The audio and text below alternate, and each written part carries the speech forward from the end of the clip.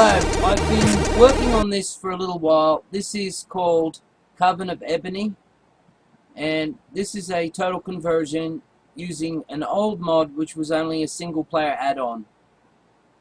I have made it now so it is a total conversion. This is a new version of Radquake which is smoother, faster, and loads larger maps. There has been lots of SH4 optimization of math functions, and this has some of the coolest weapons I have added to the mod. Custom screens.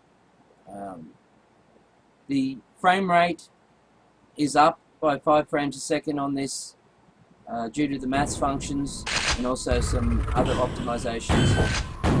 This game is pretty cool. This is a short demonstration to show you what it's like and what you will expect in the future. I hope you enjoyed this, and I think we're going to cut to the game footage and let it speak for itself.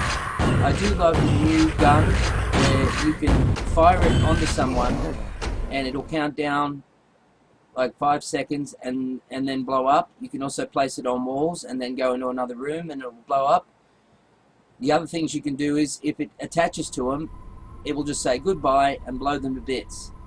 Now this has four different stages, and so you've got the Halls of Fate, the Airborne Church, the Twisted Caverns, Double Barbarian, and the Dark Avatar's Hunt. And then you've got the exit. If I was to read you some of the story here, the story is: 8 months ago, a bloody battered soldier stumbled through the slipgate early in the morning in the new slipgate complex. No one knew he was. No one could communicate with him. For weeks and months, the doctors tried their hardest to restore him to a regular state. But despite their efforts, the man would only stare, vacantly, and mutter in a quick, archaic tongue.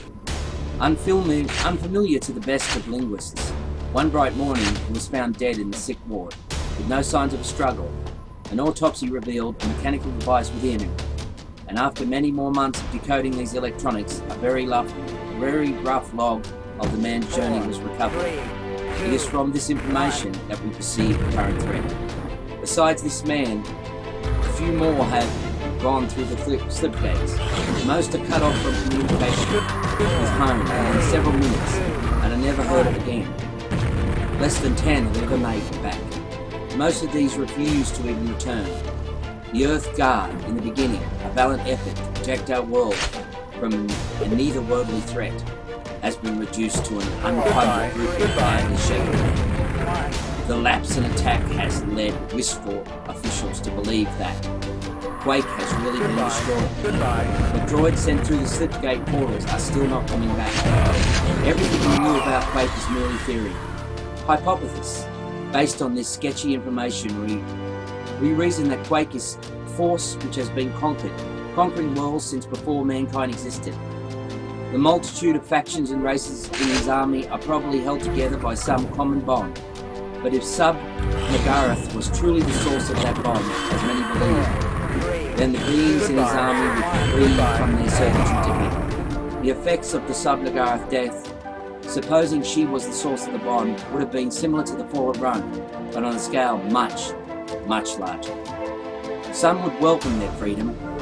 Some, corrupted with the power of Quake's influence, would not. Some conflicts between the two groups were inevitable.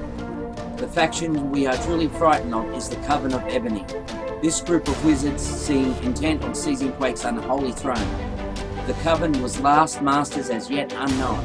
If we are right, the shockwave created by this being's death would badly upset Quake's army again.